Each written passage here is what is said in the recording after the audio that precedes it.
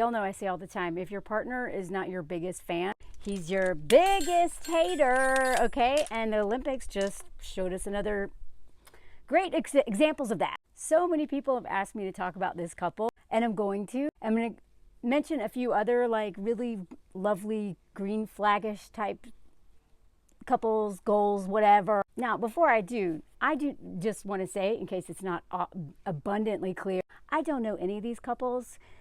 The ones that I think seem very male-centered, I could be wrong. And the couples that seem to, at least exemplify what a healthy relationship might look like, they could hate each other. I don't know. We don't know any of these people. Y'all don't know me. You don't know me and my husband either. We don't know anything.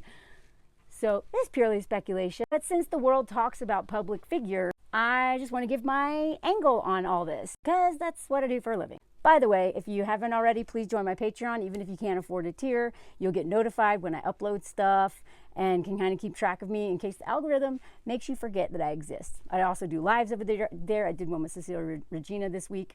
It was awesome. And I did a Q&A with the top tier. We just hung out last night, and that was really cool.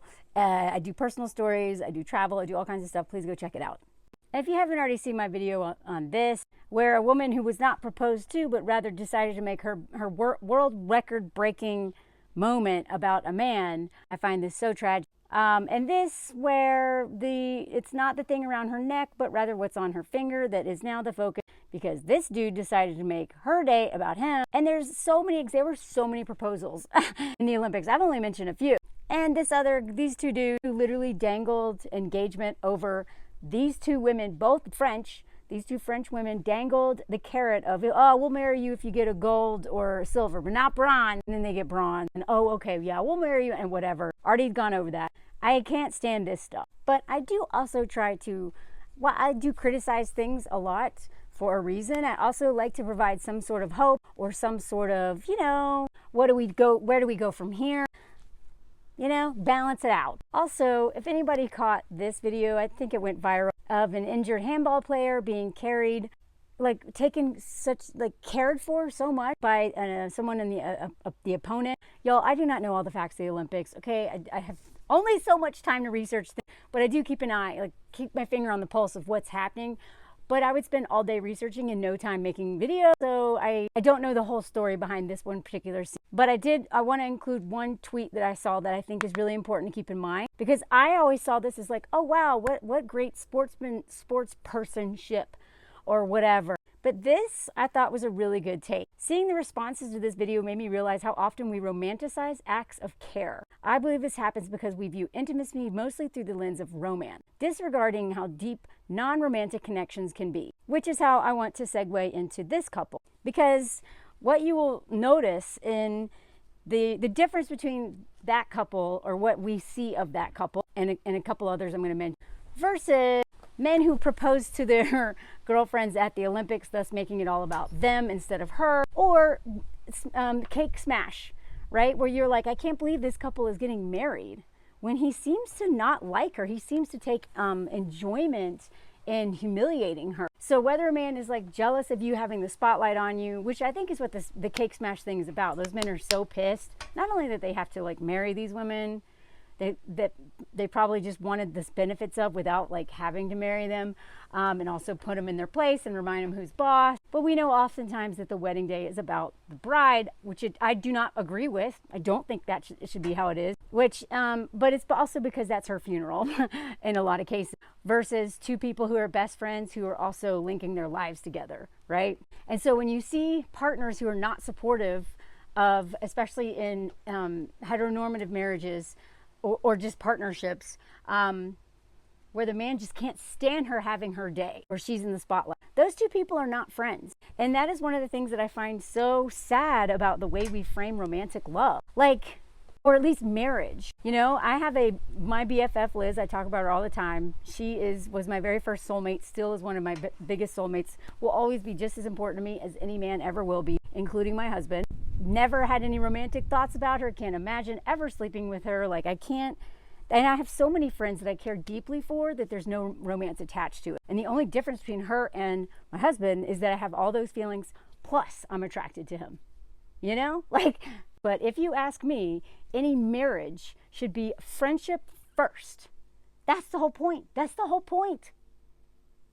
Obviously you're attracted at first, but if the friendship isn't the foundation, if that's not cultivated, the attraction is eventually not going to be there. Or you want a new shiny toy, like a lot of men especially, or all these other problems. And so what it seems to me that seems to be the case with the couples that I was like, oh, that looks like a really nice example of something hopeful, is the ones at the core, it seems like, and we don't know, that it's rooted in friendship, but they're also attracted to each other. You know? And I think that's where we miss the point, because that is not what I was sold on. I was sold on, like, if I'm attracted to him, if there's butterflies, which is usually your nervous system being like, bah, bah, bah, no.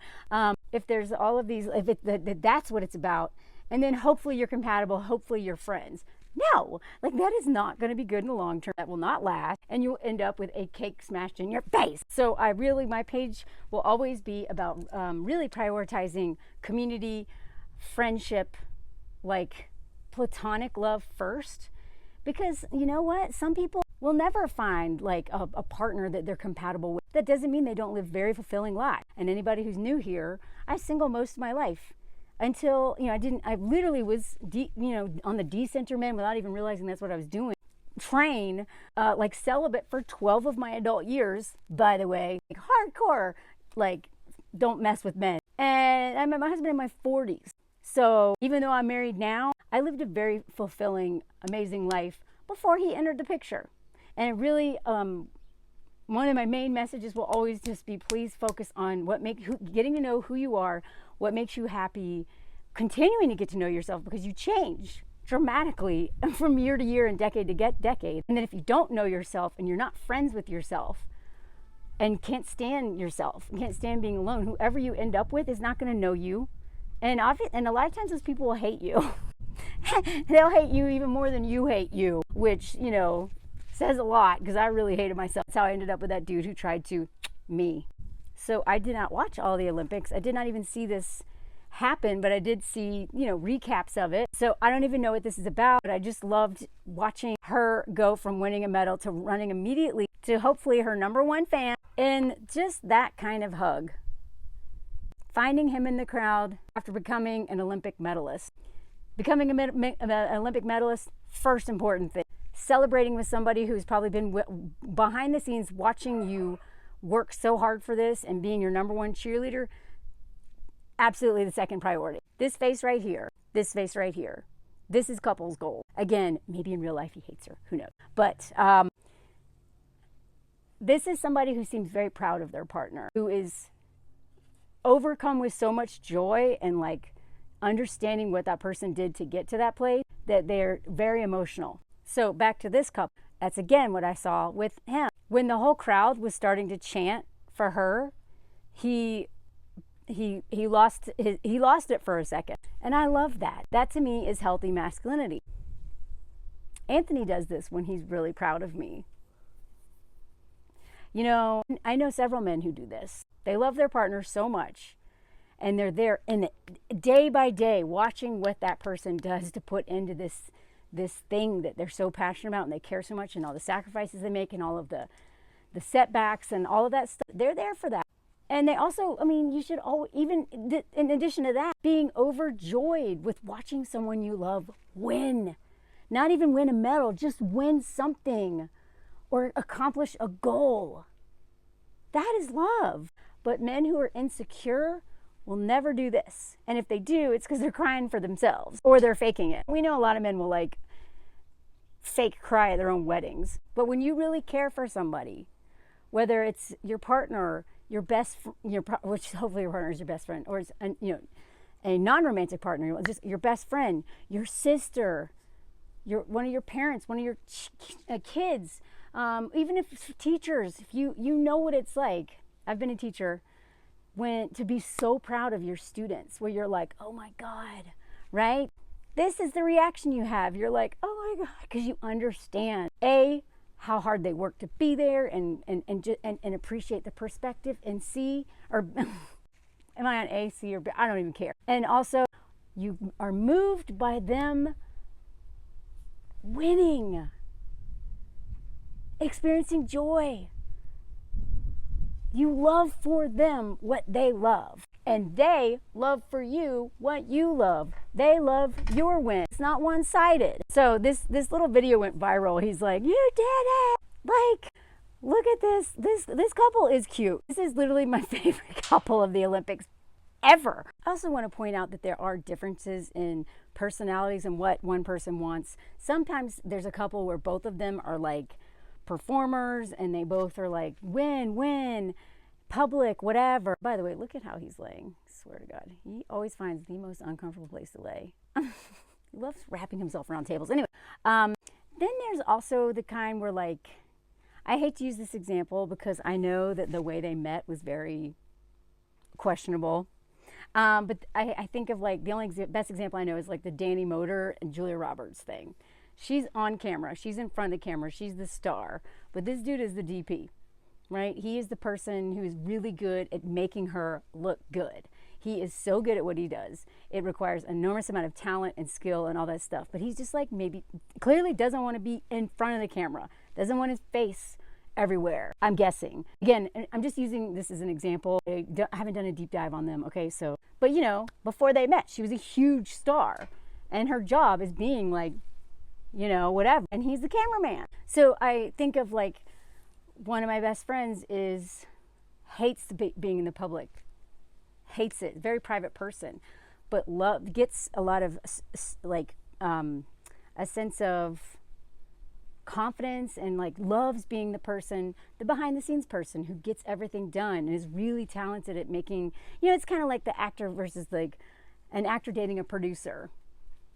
Or if we use Christopher Nolan, who is a director, but he is, like, known as being, like, the brains, when it's his wife who produces every single movie of his and makes that thing happen. And also, like, she works with him on all those stories. She reads the scripts. Like, she is behind the scenes, but, you know, I think that's one reason why she's almost always the one who does the acceptance speeches. It's because everyone on those sets knows that she is the reason why they won, but he gets to be, because he's a man, you know, and the director. But the producers are absolutely just as important as any director. And so, you know, there's, for instance, I am more of like I've always done like solo sports, like, well, climbing isn't solo, but you have a partner, but it's really you versus you versus the rock, you versus your past and your goals, and it's all about you, kind of like, you know, a lot of other sports are like that. Whereas, so that's what I've always done. And I found team sports to be too stressful because I was too codependent and I was always afraid everyone was going to be disappointed in me. And everybody, like, improv was very hard for me. It was really good for me to do improv when I moved to New York, which is where I got started at the UCB, if any of you know that. Because I had to face my fear of letting my team down. I had to learn how to, like, I had done team sports in school, but I was so scared to do them because I was always afraid that if we lose because of me, like if I missed a catch when I was doing softball, or if I, you know, I was just so afraid that I would lose a game and then everyone would abandon me. And so team sports are really hard for me. I mean, I could be a good team player, but I was always afraid, but my perfectionism got in the way. Whereas my husband is like very team focused. He loves being on a team. He loves collaborating. And that is one of his biggest strengths. And so, like, he can do well in the spotlight, but he really loves being behind the scenes, you know? So anyway, I just want to acknowledge that that also goes into sports. So, like, sometimes two athletes will date each other, and other times you may have an athlete who's doing all this.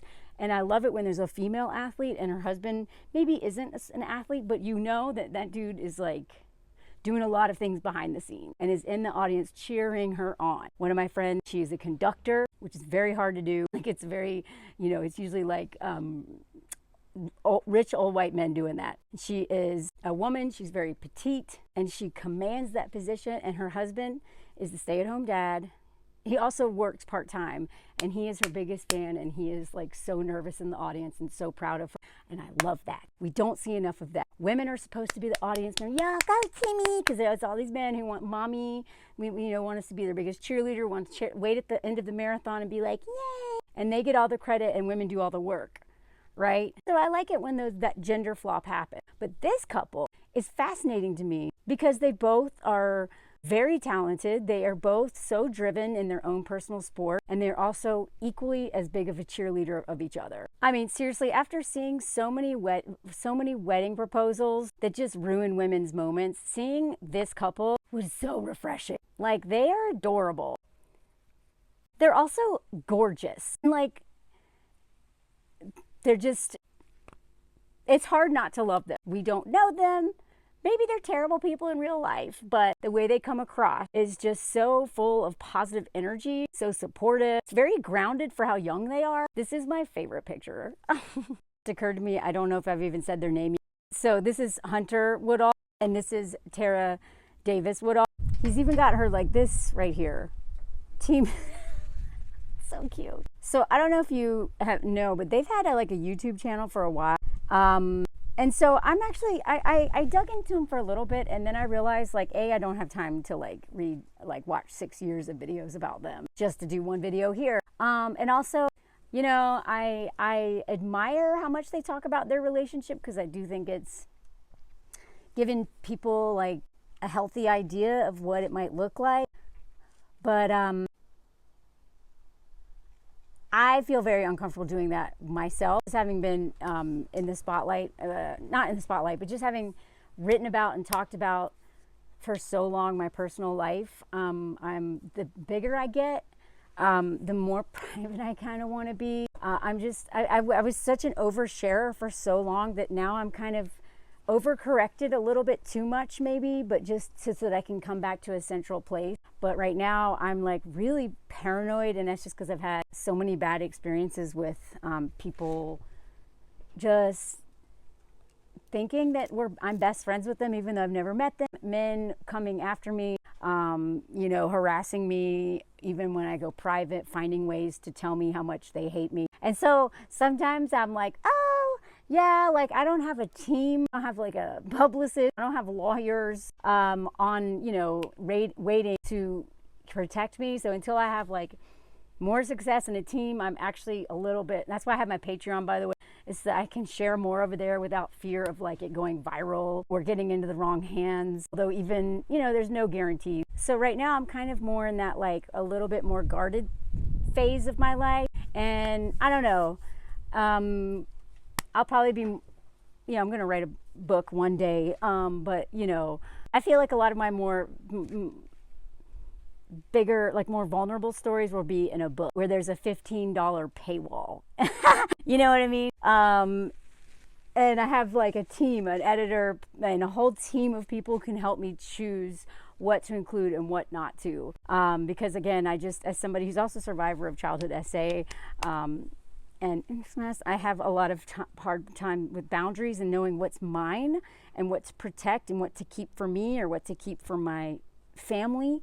And because I had struggled with not knowing boundaries with the rest of the world for so long, now I've kind of overcorrected, and I think that's a good thing. But anyway, just want to explain where I stand on it. I really appreciate couples who do talk more. I do talk plenty, but also I've gotten less and less personal once I started getting bigger and bigger, because it scared me once I got on the wrong side of YouTube or TikTok. Or sometimes even people who love my stuff end up scaring me the most with some of the stuff that they say that's completely inappropriate. Anyway, so I did look a little bit into their relationship because there were so many articles about it. And even their like engagement story is really cute. I mean, this man did all of this to propose to her. He definitely wanted to make this moment special. This was definitely not a shut up ring. This is a like, you're amazing. Please say yes, because I want to marry you so bad. In fact, that's what he says in an article. That's what he thought as soon as he saw her. So again, there's been a lot of articles about them because she's gold, you know, like she is all over the news, and so is he, because what's so funny, this should be normal. This should not make the news. This should be like, of course he's in the audience, like crying over being so proud of her, and her running up to him like right after she celebrates herself, you know? And him just like being there to fully support her. That should be normal, but it's not. So everyone's like, oh my God, who's Hunter?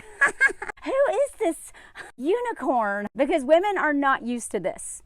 We are not used to this. Let's normalize this. And again, this is what she said, that when she won, that it sounds like he was somebody who really grounded her in that moment. She says that she almost blacked out for a second. He just, it's like, and honestly, somebody who's been performing and doing this stuff by myself for so long, now have someone in the audience who I can look at, who's like an anchor for me, who's consistently there to anchor me if I lose myself. It feels good. I still did great without him. And I think for anybody who is never really, again, like, I've never had that person. I mean, other than my mom when I was a kid, but my dad never came to any of my events. He was never cheering me on. He literally just, I've talked about this plenty. It was like, anytime I did see my dad, I felt like he was doing time rather than spending time, and he watched TV and totally ignored me. He was never really engaged in what I did. He'd like to talk about me, but not actually hang out with me. You know what I mean?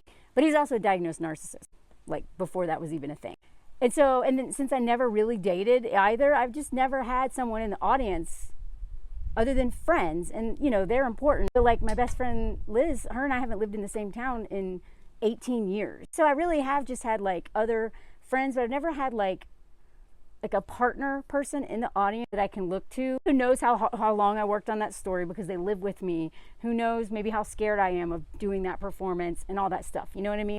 It feels nice. But again, if, I've had girlfriends, like even when I performed here in France, there's one girlfriend of mine who would come to all my shows, and, she was that person for sure. She didn't live with me, so she doesn't really know the extent of what has gone into this story, but it still was an anchor. So I don't want to minimize friends showing up to your show. Just saying, it's something different about someone that sees the in and out because y'all live together. And even the interviews that I've seen him talk about, he sounds like a really confident guy. And, just some of the quotes, I wasn't going to be seen as just someone with a disability.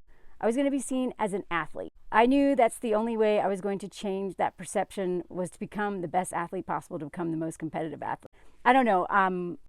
I'd love to hear any feedback from anybody with a disability anyone with a disability. I'm curious if there's any pushback on anything he said, but he seems like someone who really wants to bring awareness and also just wants to do what he loves. So, and then in terms of their relationship, I've seen some different things. It all seems pretty consistent though. They started dating at the end of their senior year of high school. They met at like a track meet in Idaho of all places. They did long distance for a while, which I'm going to get into that in a second. Then they both competed in Tokyo together. I mean, it sounds like they've been training together. I mean, they've been together for, I don't even know how long. I forget how old they are. But it's been over 6 years, because that video that I just saw was them talking about starting their YouTube channel 6 years ago. But now they live together and are married and stuff, but they did long distance for quite a while. I also want to point out that, so Tara said this, ever since we started dating, Hunter and I have been talked about getting married. We truly saw each other for the rest of our lives. We truly saw each other for the rest of our lives, and this is just so surreal. We've hit so many milestones together, and this is the biggest one. So they got engaged after 4 years of dating, but again, they dated long distance for a long time, so that makes sense. Dating long distance is really hard, and they go into that in just a second. Now, this is an example of, please don't believe in the rules of rigidity. I know I tell y'all things all the time about like red flags and green flags, but there is no list and everything is nuanced, because if you do have these really rigid rules, you may actually end up icing out everybody. So for instance, although I tell you not to move to go be with a man, not to chase after them or do too much. And some of the examples that they give in their interviews sounds like she did too much, but I don't think so. I don't know. I'm a little torn, but for instance, 4 years ago, I made the best decision ever. I woke up at 6 a.m., drove 2 hours just to hang out with this kid who I had a huge crush on. Turns out he had a crush on me too. Now we're both Olympians. So someone may be like, oh my God, it must be a shut up, right? You know what I mean? Like, mind you, this dude was talking about marriage with her all along. They also quarantined together, which anybody who quarantined with someone, why do you think there were so many divorces?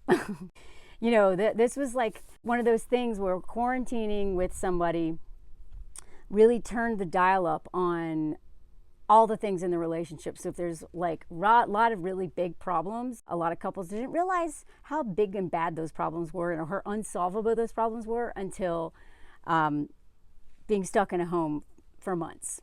Whereas then there's couples that like decided to marry faster than normal, like us, from being in a situation where you spend an enormous amount of time together, and all this stuff comes to the surface a lot quicker than it would have been if you went on a date, one or two dates a week for months. You know what I mean? So they dated long distance while they were in college, which is great. They were both pursuing, like, they didn't change their career, and, you know, especially being future Olympians, to go date. And then they finally got engaged and then got married within a year. So you'll see stuff like this, and it says that again, it sounds like she's just doing too much. I would argue that, well, I'm going to tell you after we read this. I stepped onto that track and I said, I don't know why I have to do this, but I have to give you a hug. And that was the first time we talked. So they had basically been eyeing each other. She was like, dang, who's that? And he was like, dang, who's that? This is what I call, other people have called it this, like the dropping the handkerchief thing. You will never convince me that, yes, men are usually the ones to make the first move. And that's why I'm like, don't chase after men. But it's okay to signal to them, like, hey, I'm interested in you. Actually, it was my sister's the one who taught me that trick. She was like, yeah, if you walk through the room and you make eye contact with a dude and you're like, dang, you hold, you know, you look at him and look away and look back one more time, just in case it wasn't abundantly clear. I would love to talk to you. And then wait. Whereas I used to be like, it's a feminist, meaning I go and I hit on them and I go talk to them and stuff like that. You know, that a lot of women have taken this idea that, oh, we just swap things over. Now that I'm a feminist, I should do all that. No, like, I believe, you know, you make your own rules, but I also believe that if you approach dating like you are desperate, like you're way too eager, that you just really want to be with someone, or you really like them more than they like you, because of patriarchy, you will always lose. That man will start to patriarchy teaches men to take advantage of women and to get too comfortable and to exploit our labor. And again, patriarchy is a labor issue. It all comes down to labor, exploitation of labor, including emotional labor and all the stuff we do. And so if you're just like doing too much and chasing after them, and it signals to them that you like don't really truly value yourself. And it was really hard for me to learn how to pump the brakes and wait. But that doesn't mean that I didn't signal. I would signal, but I wouldn't chase. You know what I mean? Like, hey. And then I sit back and wait. And I think that's what she did here. It was like, dang. You know, like, I believe that she just wanted, in case he wasn't sure, she wanted him to know, like, I'm interested in you, come pursue me. I could be wrong, and that's why I don't want to get into overanalyzing this too much. But I just want to be careful that people don't take what I say and apply it like a diet to dating, like a food plan, like a blueprint. That is not life, and that is not people, and that's not human. I do believe there are certain red flags that are non-negotiables, but in general, it's good to have someone you talk these things over with, and there's just nuance. So for his part, this Hunter dude, he said that he knew at that moment, like they had eyed each other. And when she was like, I don't know why, I just want to give you a hug. He knew at that moment he found the girl he wanted to spend the rest of his life with. I still find it hard to believe that anybody operates this way, but it seems like a lot of men know pretty quickly, like. And that's not just somebody being like, oh, that girl's beautiful, I want to marry her. It can be an energy thing for sure. The pair stayed in touch after the meeting at the sporting event and eventually began dating later that year. So again, I was like, you're going to find some stuff in their story where you're like, well, but I thought y'all said never to do this. Like going to their place, sending that first message. It's not that you can't do those things. It's more about like for instance, with Anthony on Tinder, I super liked him. That was my handkerchief. Super liked him, that's it. So the first message to me was like, wow, you know, whatever. But for instance, on Tinder, you match with so many people, you know? Or there's just so many matches. And but a super like is like, you know? And that's it. After that, I just waited. I would match energy, but I had to use restraint. And a lot of women don't use restraint because we're so tired of being played with. We're so tired of being lied to. We're so tired of men just like lying and faking things that we kind of just want to know right away. Are you, like, what are you about? Or is this going to work out or not? And we really screw ourselves with that mentality. I understand why we're at that place, but you can't be too eager. You can't just like try to make them, you have to use self-restraint. So anyway, so in this one video I watched of theirs, and I did not do a deep dive on them. All the stuff I've seen, I'm like, they're so young. Can't believe they're together. I honestly have a hard time believing anyone who gets married this young is going to last, but it does happen. The way they talk about their relationship is so healthy. They're talking here about how hard it is to date long distance, and they're very, very transparent about it. Sorry, I'm going to change positions so you can see my little sidekick. He's like... So they talk about long distance relationships. They also talk about something which honestly, people my age haven't even learned this a lot of times or unlearned this. You know, we were taught, I was taught to never to go to sleep angry. That is the worst advice. And my friend Liz is the one who, she was like, that is the worst advice ever. Do not don't listen to that. You need to go to sleep angry. You need, do not try to work something out before you go to bed. You'll be up all night. And they talk about that right here. They talk about how they learned that they just need to say, hey, we're too heated. We've had to learn, we knew this, but we've really learned anytime we try to resolve something when we're both really too much in our emotions, especially me, because my nervous system gets all dysregulated. I start projecting all my former abusers on to him. I just start I go nuclear really quickly. Not always, but I can't. And in those moments, I'm like, please, let's not talk. I don't trust myself right now. That's really what it comes down to. I've said some really, really mean things to him that I can't ever take back, because I got too heated. So they talk about, it's okay. They talk about if you're too heated, basically reassure each other, say, I love you, we're too heated, let's sleep on it and we'll talk about it tomorrow, or set a time that you're gonna come back to it. They're in their 20s, y'all. How do they know this? They also talk about when long distance, and one of the reasons why it's so hard is because you are, and again, long distance usually doesn't work out, and there's a reason for it. So good for them to making it work. But I think one of the reasons why that they, were finally so quick to get married when they finally weren't long distance is they had worked out so much stuff. And they also were athletes. So they're in college studying and athletes. They probably had no social life. And they talk about how their schedules were opposite. Whenever he was in class, she was training, or she was in class, he was training. And it was really hard for them to do this. So they talk about how when they would finally see each other, it was really intense, and how she would just be she's so used to not being touched that the first day that they would see each other on their visits, she'd be like, don't touch me. I love how they talk about this. Again, the thing I feel like couples who talk about their relationship, it really puts a lot of pressure on that relationship. So I hope they're not affected by other people's opinions too much, or people watching them too much. But whatever, they seem to be able to handle fame, getting gold medals in front of millions of people watching, okay? So I guess they could probably handle this, but I don't think I could. I don't know. But yeah, and they talk about how, then she'll get lovey-dovey, but how she's excited to see him, but that she needs space. She doesn't want him just this, whatever. And so they laugh about how they dealt with that, how they usually argue in the beginning when they get back together, and then they argue when they separate, because that transition is so jarring. And I did a long distance for a year. When I was living in Spain with this French dude I was dating. And it's hard.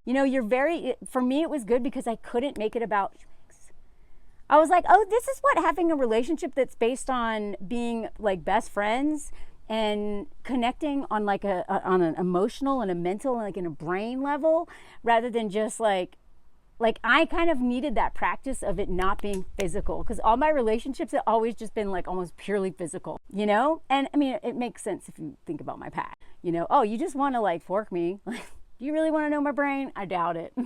Just do your thing, hey, whatever. They also talk about trust, and how because of her past experiences, I don't know what they are, but she had a really hard time trusting, and how they had to work through that, where he just had to not take it personally, that it takes her a while to trust him on things, and that she may need more reassurance on things because she has a reason to not trust. I don't know if it's just trust men or just people, close relationships in general. And I love that they're talking about all of this. This was just one video I watched. Actually, I feel I kind of want to watch them regularly just out of curiosity, but I don't like to be too obsessed. I'm not obsessed, but I don't like to know too much about couples. But anyway, So yeah, things that happened in the past are harder for her to trust people. And so again, a lot of times, it's not that men don't have trust issues too. They absolutely do. But if they haven't been taught to be more empathetic, like patriarchy tends to do, is that they kind of have that main character syndrome, and they take things personally that aren't about them. Like if you don't trust them, they think that's a you problem, and they're like not patient with it, rather than kind of like working within that. And I don't mean using like, I don't trust people, so you like do all of this to reassuring too much, I think, is asking for someone to, it can become controlling. But some of us need to be someone to just say something or some sort of reassurance, because our mind is always going to be like, no, no, no. They also talk about how they want people to not think they don't have problems in their relationship because they're two big athletes and they have the spotlight on them. Please don't, like, this is why they made this video. One, they probably made a lot of them, but this is about long distance especially. They're like, okay, like, we're people don't post like their fights online. They're going to post their lovely moments, their shared connections and stuff. They're not going to they're going to post like the uglier parts of the ugliest moments of their relationship on Instagram. And so they're also kind of always trying to remind people, do not think that we don't like argue a lot. And they even said another thing where I was like, God, they are so young. How do they know this? They were like, please don't think that, it's all, butterflies and rainbows over here. We argue a lot. We do have we argue, but that's so we can work through things. And that is a sign of a healthy relationship. The whole like relationships are hard, marriage is hard. I push back against that all the time. Marriage is hard for women. What's hard about that is when you bite your tongue, pretend you're okay with being exploited, pretend like you don't matter, being the sidecar in his adventure of life. That is hard. And women are supposed to just like be okay with marriage being hard. That's not what this is. If a couple is not, coming up against each other and having hard conversations, not all the time, but somewhat regularly, and disagreeing, that means both people feel safe enough to disagree. That hard conversations are what bring resolution to help you work together better. You know what I mean? So this idea, like if somebody says we never fight, I'm like, who's being dishonest in this relationship? Somebody's biting their tongue or self-abandoning a lot. They also talk about one of the things about long distance relationships, and I would even say relationships in general. And this is one of these moments where I'm like, okay, this is her having to school him about patriarchy without using the words.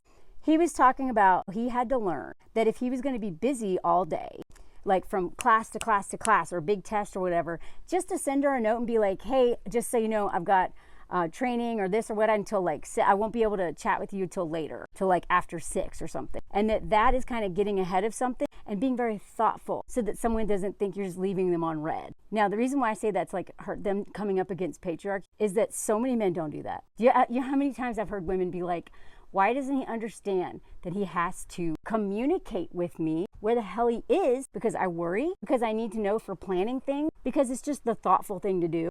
Now, I will say this, I've never had to deal with that with Anthony. He learned that a long time ago. And in fact, he's teaching me how to be more thoughtful because I'm in such like, I've never dated anyone long term, really, other than that abusive one in that 1 year long distance relationship. So I'm not used to having to check in with anybody. So I've actually had to learn how to be more conscious about just giving like an update just so they know what's up, because your lives are tied together on so many things. And so, he talks about learning how to like, how important it is to be thoughtful about your schedules, especially if you're long distance. Like, how is this 20-something-year-old couple teaching? Like, there's so many married people who are in their 30s, 40s, 50s, and above who are like, would be like, really? This is not what a lot of us were taught to do. See, he's like, I just got to go about my day. And I realized, oh my God, I got to tell her why I'm not going to respond all day.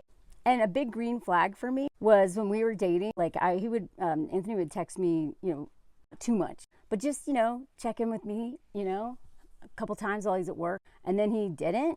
And that first day he didn't, I was like, what's up? I mean, I was always waiting for the other shoe to drop. I still always am. And he called me, he's like, oh, I meant to tell you, my boss said something to me about how I'm on my phone too much right now or lately. And so you're not going to hear from me as much during the day on work days. And that's why. It's not due to a lack of interest. And I was like, dang, look at that. How thoughtful. How thoughtful. And he didn't even know all like my like trauma responses and stuff. He didn't know that I'm the kind of person who's going to go nuclear and be like, fork you, it's done, and literally just walk away. Because I am the flight risk here. But he just knew that that's the thoughtful thing to do. If he's going to change energy, maybe he should tell me why. Because what men who really want to date you think is they want you to know that they're interested. Men who are like leave you confused all the time want you to be that way. Gives them the upper hand. Now, there's nuance to this conversation. Obviously, sometimes there's other factors that could be at play. But in general, and in my experience, men who are truly interested in you, they want you to know they're interested in you. And men who like don't really care, you're just an afterthought, you're kind of a placeholder, or you know, like they're never worried about you thinking they're not interested. And they'll do just enough to keep you in their life. But men who are really malicious and very, very calculating, the breadcrumbing type, it's on purpose that you always be left guessing. Like, it's just big in Carrie.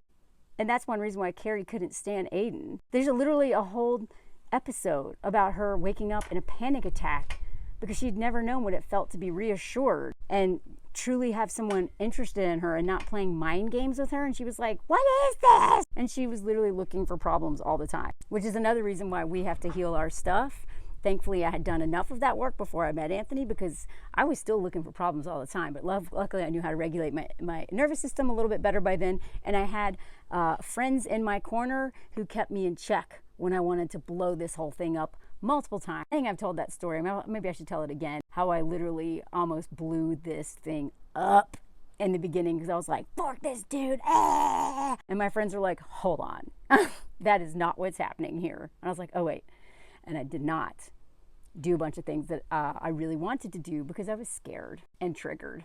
Let me know if you want to hear that story. Again, I don't really like to put any person on a pedestal. I don't like it when people put me on a pedestal because that means the moment I mess up, you're going to knock me off. And then it's that whole it's that whole like you're this or you're that, not just a complicated, complex human being. So I don't like to put couples on a pedestal either because people are going to look for one thing wrong with them and be like, no, it's a lie. The same way people will literally look for anything wrong with, people, a lot of survivors on my page will like pull one detail of something I share and be like, I think you're dating a narcissist. And I'm like, what?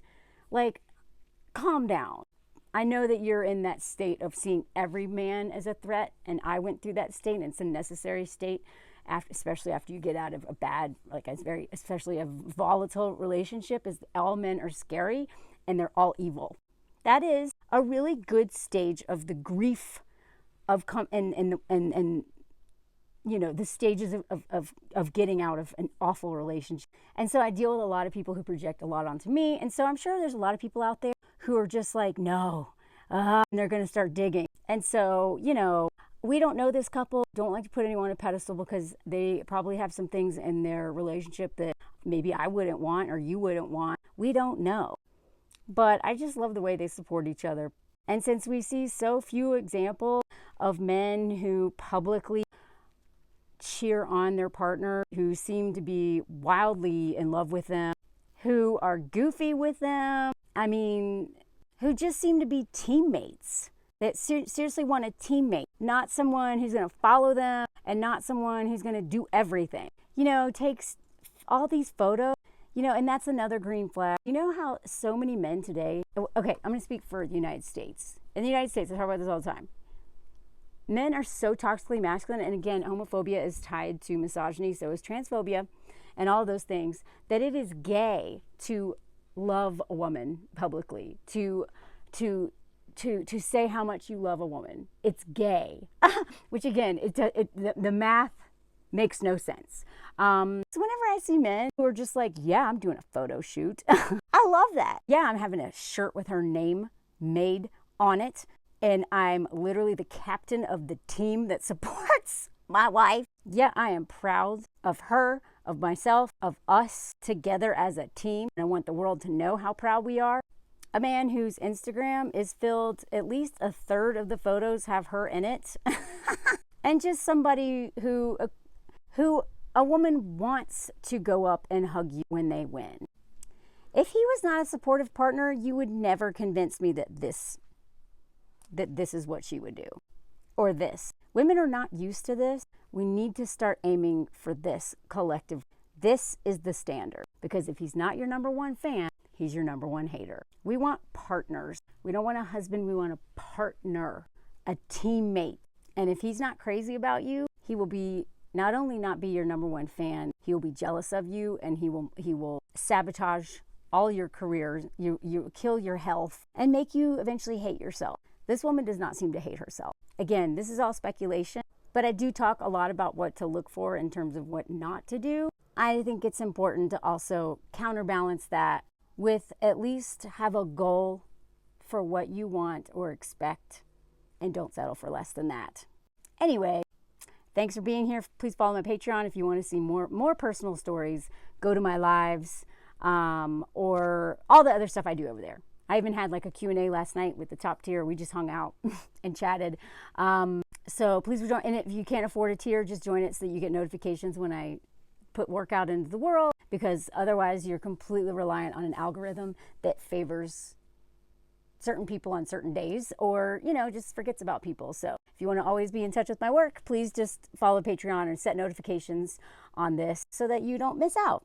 Please leave a comment, like, share, all that good stuff, and let me know if you heard the comment song. It's going to be a good one today. They're getting weirder. This is the comment song, I'm blonde.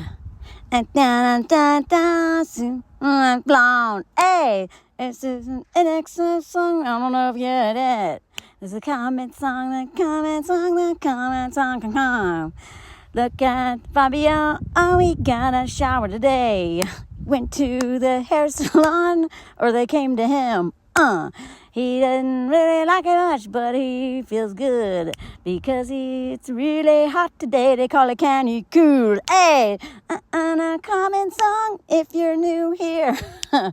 It's the time that you leave a comment. Hey, look at this pony. Look at that pony. Hey, that was before he got his little shower. Then they went on a walk. Don't know where they went. Hey, but now they're back. Look at Fabio. Hey, hey. Look at him, look at him, look at him. He comes up to her waist. Now he's feeling like a blondie with white socks. Dun, dun, dun, dun, dun, dun. I'm blonde. The comment song. Say something cool. Hey, comment song. Comment song. Hey, hey. Look at this sweetheart. He's also a jerk. Hey, comment song, it's ending now. 3, 2, 1. Thank you for being here. Hey, hey.